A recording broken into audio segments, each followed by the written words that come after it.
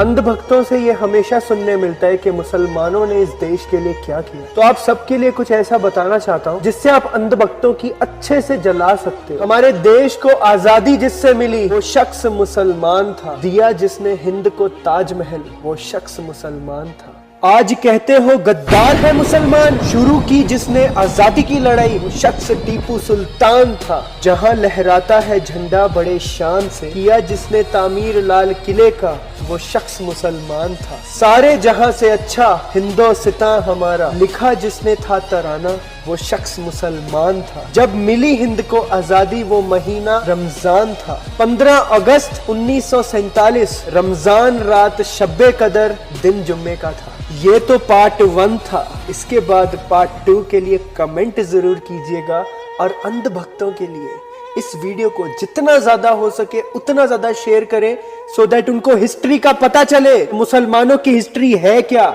जज़ाकल्लाह खैर, फी अमान अल्लाह।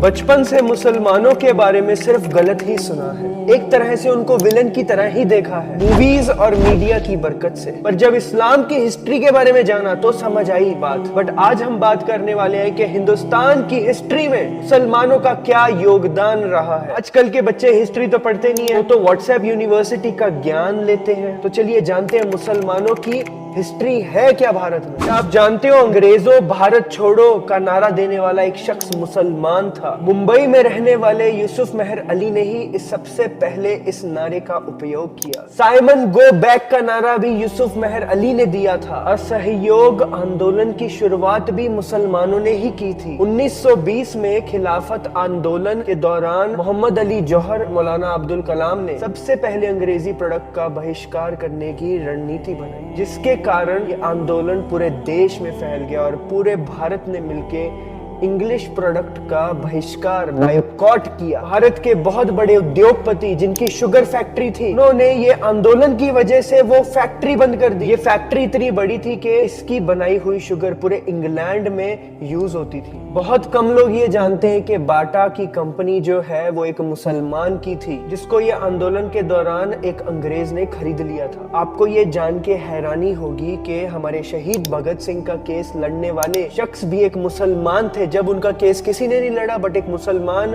उनके लिए आ गया और उनका केस लड़ा। अगर आप चाहते हो कि मैं पार्ट 3 लेके आऊं, क्योंकि ये पार्ट 2 था, पार्ट 1 ऑलरेडी मेरे इंस्टाग्राम पे अपलोडेड है। पार्ट 3 के लिए आप कमेंट जरूर करिएगा। कल इंशाल्लाह मैं पार्ट 3 जरूर लेके आऊंगा एंड आपको और भी ज्यादा जानकारी प्रोवाइड करूंगा सो दैट आप ये जो इंफॉर्मेशन है अपनी वीडियोस पे शेयर करके लोगों तक ये बात पहुंचाओ और लोगों को बताओ कि मुसलमानों का क्या योगदान है भारत में। जज़ाकल्लाह खैर, फी अमान अल्लाह। शहीद भगत सिंह का केस लड़ने वाला शख्स एक मुसलमान था। बैरिस्टर आसिफ अली ने शहीद भगत सिंह का उस वक्त केस लड़ा जब कोई उनका केस लड़ने के लिए रेडी नहीं था। इनकलाब जिंदाबाद, हमने बहुत सुना है बचपन में ये नारा। ये नारा देने वाले भी शख्स मुसलमान थे। वो शख्स हजरत मोहानी थे। इतिहासकारों के मुताबिक 1857 के विद्रोह में 50,000 मुसलमान उलमाओं को फांसी दी गई और लाखों मुसलमान सरेआम कत्ल कर दिए गए। 1857 में दिल्ली से लेके कलकत्ता तक ऐसा कोई पेड़ नहीं था जहाँ पे उलमाओं की लाशें टंगी ना हो। मुसलमानों ने ही भारत की आजादी के लिए सबसे पहली जंग लड़ी। मैसूर के सुल्तान हैदर अली और उनके बेटे टीपू सुल्तान ने आजादी की लड़ाई स्टार्ट की थी और वही भारत के सबसे पहले शहीद क्रांतिकारी वीर थे। मशहूर क्रांतिकारी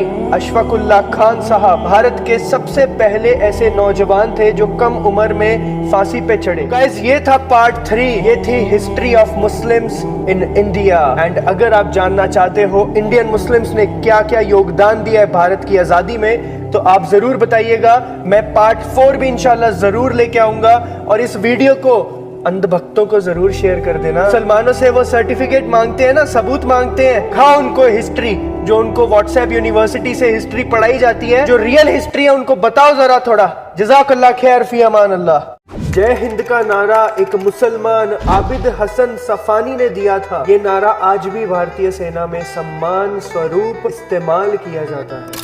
हमारे हिंदुस्तान के तिरंगे का निर्माण करने वाली सुरैया तैयब जी भी एक मुसलमान थी। उन्होंने ही हमारे राष्ट्रीय ध्वज को वर्तमान रूप दिया था। आपको जान के ये हैरानी होगी कि हमारे हिंदुस्तान का पहला राष्ट्रीय गीत अजीमुल्लाह खान साहब ने ही लिखा था। मौलाना उबैदुल्लाह सिंधी ने ही सुभाष चंद्र बोस के साथ मिलकर भारत की पहली अस्थायी सरकार की स्थापना की थी और वो भारत के पहले गृह मंत्री भी थे। आपको जान के ये हैरानी हो कि मौलाना महमूदुल हसन ने ही महात्मा गांधी को महात्मा का लक़ब दिया था। उनका नाम ये इतना ज्यादा मशहूर हुआ कि उनको सब महात्मा गांधी पुकारने लगे। महमूदुल हसन ने ही हकीम अजमल खान के साथ मिलकर जामिया मिलिया इस्लामिया यूनिवर्सिटी की स्थापना की थी कि भारतीय शिक्षा आगे बढ़े और अंग्रेजों के चंगुल से बाहर निकले। आपको जान के ये हैरानी होगी कि काला पानी की सजा पाने वाले 90% से ज्यादा लोग मुसलमान ही थे। अंडमान और निकोबार में आज भी सबसे ज्यादा कब्रें मुसलमानों की ही हैं। मुसलमानों के अलावा दूसरे लोगों ने काला पानी की सजा से बचने के लिए माफी नामे लिखे और उसके साथ साथ अंग्रेजों की मुखबरी भी की। और कितनी बातें मैं आपको बताऊं, ऐसी बहुत सारी बातें हैं। ये पार्ट 4 था। अगर आपको पार्ट 5 भी चाहिए तो कमेंट में जरूर बताइएगा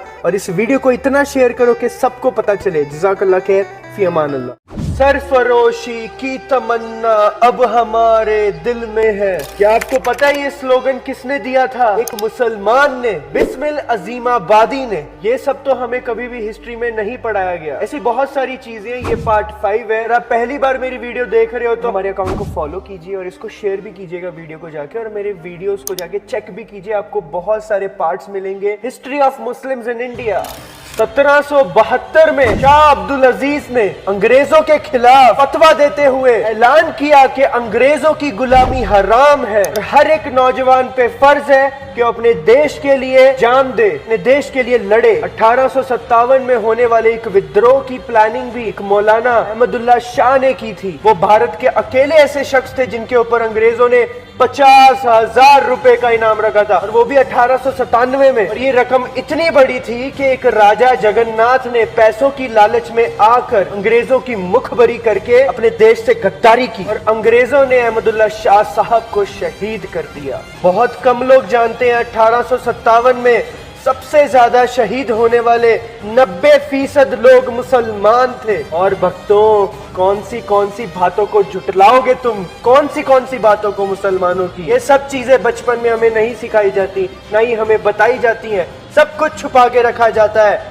मुसलमानों का कोई इतिहास, हिंदुस्तान का इतिहास बिल्कुल भी बताया नहीं जाता है। मैं खुद हैरान हूँ ये सब चीजें जान के, रिसर्च करके, कि इतना कुछ है मुसलमानों ने जो किया है हिंदुस्तान के लिए, हमारे भारत के लिए, कि अगर मुसलमानों ने ये नहीं किया होता तो कितना मुश्किल होता हमारे देश को आजादी मिलने में। इस वीडियो को इतना शेयर करो कि सारे अंधभक्तों को पता चल जाए मुसलमानों का इतिहास क्या है।